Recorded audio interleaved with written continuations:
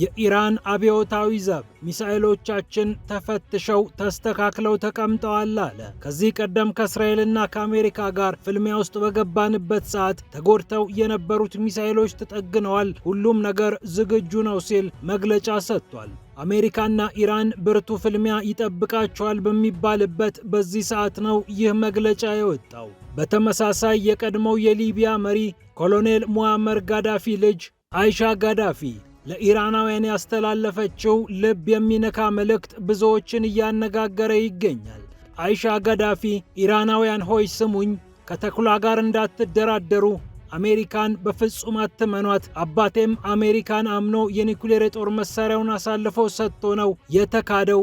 ኢራን እንደ ሊቢያ እንዳትሆን ከፈለጋችሁ ይህንን ምክር ስሙኝ ስትል አስገራሚ መልእክቷን ለኢራናውያን ልካለች። እንመለከተዋለን። ሩሲያ ደግሞ የብሪታንያ ሰላዮችን ከሀገሯ ጠራርጋ እያስወጣች ትገኛለች። በብሪታንያ ኤምባሲ ውስጥ ተሰግስገው ያሉ በዲፕሎማትነት ሽፋን የተቀመጡ ሰላዮችን ነው ሩሲያ ጠራርጋ እያባረረች የምትገኘው። መግለጫ ሰጥታበታለች። አዲሱ የዩክሬን የመከላከያ ሚኒስትር ነገሩን ፍርጥርጥ አድርገው ሚስጥር ተደርጎ ተቀምጦ የነበረውን ነገር ይፋ አድርገውታል። የዩክሬን ጦር በሚከዳ ሰራዊት መሞላቱን፣ ከፍተኛ የተዋጊ ቀውስ መፈጠሩን እና አብዛኛው ዩክሬናዊ አንዋጋም እያለ እንደሚገኝ ሚኒስትሩ ተናግረዋል። በመቶ ሺዎች በሚሊዮን የሚቆጠሩ የዩክሬን ጦር ሰራዊት አባላትና ወደ ጦር ሰራዊቱ መግባት የነበረባቸው ሰዎች መክዳትን፣ መሸሽን ምርጫ አድርገዋል ብለው ሚኒስትሩ እቅጩን በፓርላማ ፊት ቆመው ተናግረዋል። 200 ሺህ ወታደር አንዋጋም ብሎ ስለ ግዳጅ የጠፋበትንም አጋጣሚ ፍርጥርጥ አድርገው አቅርበዋል። ጉዳዩ ልዩ ትኩረት አግኝቷል። ዩክሬን ከሩሲያ ጦር ጋር ብቻ ሳይሆን ከሚሸሸውና ከሚከዳው ጦሯ ጋርም እየተዋጋች ነው በሚል ብዙዎች እየተሳለቁባት ነው። ፒያሳ ኔትወርክን ስትከታተሉ ሁሉንም በጥልቀት ታገኛላችሁ። ፒያሳ ኔትወርክን ሰብስክራይብ፣ ላይክ እና ሼር በማድረግ የፈጣን የተአማኒና የጥልቅ ዘገባዎች ቤተሰቡን ስንል በአክብሮት ጋብዘናል። አሁን ወደ ጉዳዮቻችን አለፍን።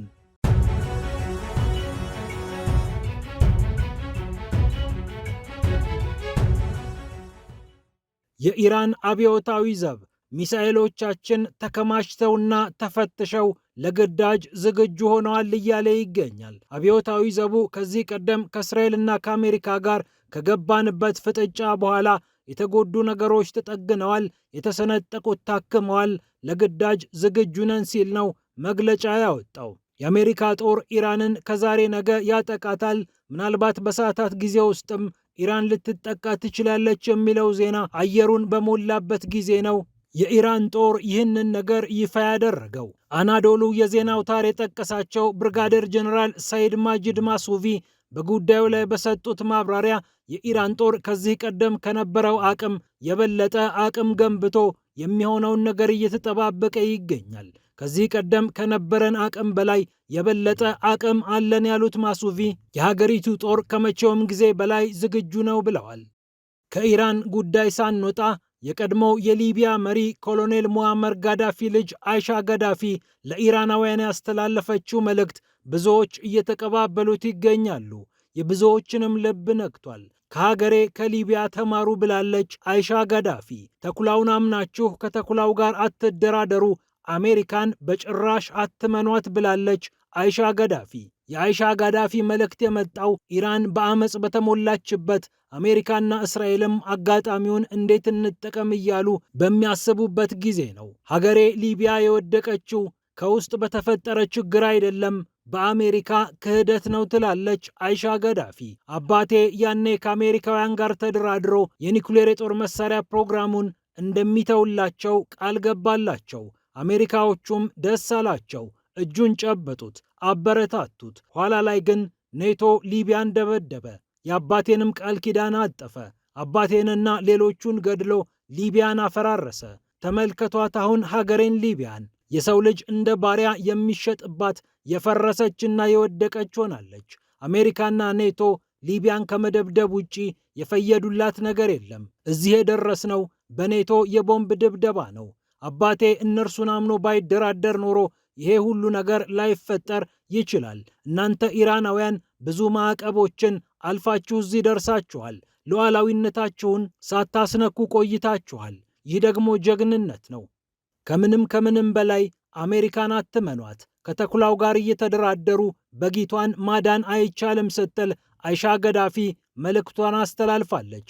ከአሜሪካ ጋር መደራደር ማለት ወይም አሜሪካን ማመን ማለት የራስን የሞት ደብዳቤ እንደ መጻፍ ነው ብላለች አይሻ።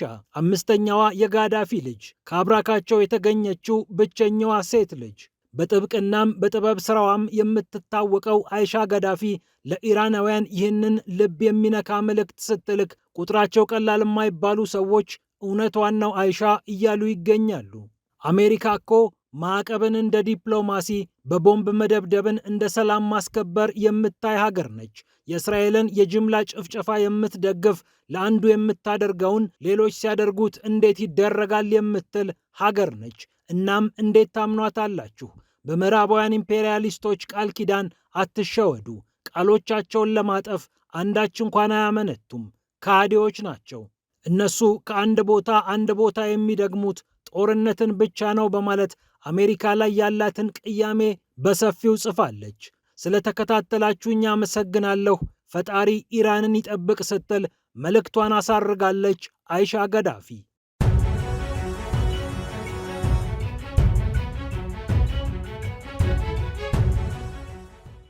ወደ ሩሲያ ስናመራ ሩሲያ የብሪታንያ ሰላዮችን ካሉበት እያባረረች ትገኛለች። በተለይ በብሪታንያ ኤምባሲ ውስጥ ተሰግስገው የሚገኙትን በዲፕሎማሲ ሽፋን የተቀመጡትን ሰዎች ነው ጠራርጋ እያስወጣች የምትገኘው። ሞስኮ በሚገኘው የብሪታንያ ኤምባሲ ውስጥ በጸሐፊነት የሚሰራ አንድ ጋሬት ሳሙኤል ዴቪስ የሚባል እነርሱ ዲፕሎማት፣ ሩሲያ ደግሞ ሰላይ ያለችውን ሰው ነው ያባረረችው። የብሪታንያ የደህንነት ኃይሎች የሞስኮውን ኤምባሲ የሰላዮች መሸሸጊያ አድርጎታል ስትልም ከሳለች። የኤምባሲውን ጉዳይ አስፈጻሚ ዳኔ ዳሎኪያን ወደ ውጭ ጉዳይ ሚኒስቴር መስሪያ ቤት በመጥራትም ያላትን ተቃውሞ አሰምታለች። ሰላዩ እንዲባረር የወሰነችው በሩሲያ ግዛት የሚደረጉ ስለላዎችን ሲያስተባብር እንደነበር ተጨባጭ ማስረጃ ስለደረሳት እንደሆነ ሞስኮ ይፋ አድርጋለች። በብሔራዊ ደህንነት ጉዳይ ላይ አንደራደርም፣ እዚህ ላይ የምንታገሰው የምናልፈው ነገር የለም ያለችው የፑቲኗ ሀገር የብሪታንያ ኤምባሲ ከእንዲህ አይነት ድርጊቱ እንዲቆጠብ አሳስባለች። ድርጊቱ መደጋገሙንም በማንሳት ይህ የተለመደ የለንደን ድርጊት ነው ስትልም ኮንነዋለች። ሩሲያን ማጥቃት እንደ ስልት አድርጎ ወስዶታል የተባለው ኤምባሲውና አጠቃላይ ሀገሪቱ የዩክሬንና የሩሲያ ግጭት እንዲባባስ በዚህም ሩሲያ እንድትዳከም ስልት ነድፈው ሲንቀሳቀሱ ነበር ብላለች ሩሲያ። በእርግጥም ከዚህ ቀደም የሀገሪቱ ጠቅላይ ሚኒስትር የነበሩት ቦሪስ ጆንሰን ዜሌንስኪ ለመደራደር ባንገራገሩበት ሰዓት ኪየቭ ድረስ ተጉዘው ለምን ትደራደራለህ? እኛም ኔቶም ይረዳሃል፣ እንዳትደራደር ብለው ዜሌንስኪን ከድርድሩ ጠረጴዛ ራሱን እንዲያገል ማድረጋቸው በታሪክ ባስቀመጡት መጥፎ አሻራ በታሪክ ተመዝግቦባቸዋል።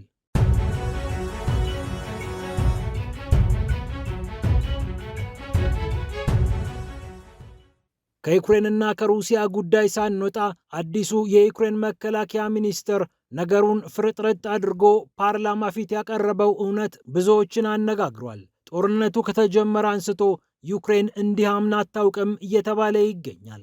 200,000 የሚሆን ሰራዊት በተለያዩ መንገዶች ጦር ሰራዊቱ ከሰጠው ግዳጅ አፈግፍጎ እንደነበር የዩክሬን ሪፖርት አረጋግጧል።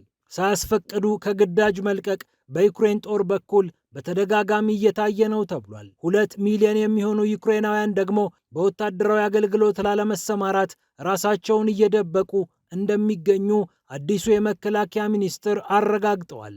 ሚሃይሎ ፌዶሮቭ በሀገሪቱ ፓርላማ ፊት ነው ይህንን የተናገሩት።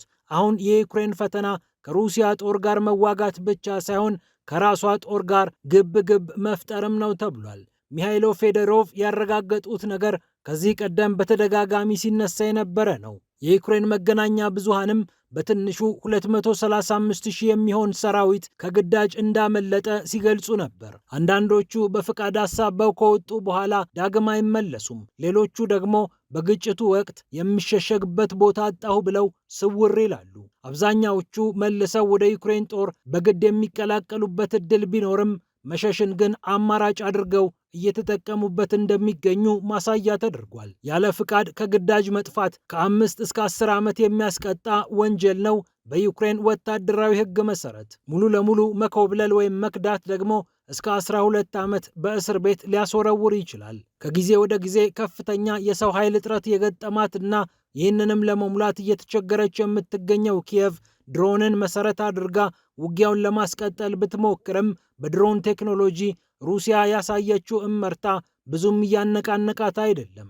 235,000 በወንጀል ሊመዘገቡ የሚችሉ ክስተቶችን በጦር ሰራዊቷ የመዘገበችው ዩክሬን 53,000 የሚሆን ወታደር ሙሉ ለሙሉ እንደከዳትም ተነግሯል። የቢዝነስ ኢንሳይደር ዘገባ ከሁለተኛው የዓለም ጦርነት ቁጥሮች ጋር ይህንን ቁጥር ያነጻጽረዋል። የአሜሪካና የብሪታንያ ወታደሮች በሁለተኛው የዓለም ጦርነት በመላው አውሮፓና አሜሪካ ተሰማርተው እንኳን 150,000 የሚሆኑ ወታደሮች ናቸው ሸሽተዋል ወይም በጊዜያዊነትም ቢሆን ያለ ፍቃድ ከግዳጅ ወጥተዋል የተባሉት። እናም ዩክሬን በከፍተኛ መጠን የጦር ሰራዊቷ ችግር ውስጥ እንደሚገኝ ማሳያ ተደርጎ ተቆጥሮባታል። ይህ ቁጥር የዩክሬኑ ፕሬዝዳንት ቮሎዲሚር ዜሌንስኪ 880,000 የሚሆን በግዳጅ ላይ ያለ ሰራዊት አለን ብለው መናገራቸው የሚታወስ ነው። ከዚህ ውስጥ ከ200,000 በላይ ማለትም 1/4 የሚሆነው ጦር ከድቷል ወይም በተለያዩ አማራጮች ከሰራዊቱ ግዳጅ ሸሸት ብሏል ማለት ቁጥሩ ቀላል ትርጉም አይኖረውም። የዩክሬን ጦር ከፍተኛ የቁጥር ብልጫ እየተወሰደበት እንደሚገኝ ራሳቸው ዜሌንስኪ እንዳመኑም የሚታወስ ነው። በፖክሮቭስክ በተደረገ ፍልሚያ 1-8 ሆነን ነው እየተዋጋን የነበር ነው ብለው ዜሌንስኪ ተናግረዋል። 8 የሩሲያ ወታደሮችን ቁጥር ሲወክል 1 ደግሞ የዩክሬን ወታደሮችን ቁጥር ይወክላል። በዚህ ደረጃ የሰው ኃይል ብልጫ እንደተወሰደባቸው ሰውየውም ከዚህ ቀደም አልሸሸጉም። የድሮን ብርጌዶቿን እና ሌሎች የጦር ክፍሎቿን በሰው ኃይል ለማደራጀት እየጣረች የምትገኘው ዩክሬን የ35 ዓመቱ የመከላከያ ሚኒስትር አዲስ ነገር ይፈይድላታል ወይ የሚለው ገና የሚመለስ ነው። የፈረንጆቹ 2026 ከገባ በኋላ 300 ቢሊዮን የዩክሬን ህሪቭኒያ ወይም 7 ቢሊዮን ዶላር በጀት ይዛ ነው ዩክሬን እየተንቀሳቀሰች ያለችው። ይህ ደግሞ ከ2025 በጀት ጋር ሲነጻጸር ያንሳል ብለዋል አዲሱ የመከላከያ ሚኒስትር። ፒያሳ ኔትወርክን ስትከታተሉ ስለቆያችሁ ክብረት ይስጥልን ብለናል። ፒያሳ ኔትወርክን ሰብስክራይብ፣ ላይክ እና ሼር በማድረግ የተአማኒ የፈጣንና የጥልቅ ዘገባዎች ቤተሰቡን ስንል በአክብሮት ጋብዘናል። ሰላም ለዓለማችን።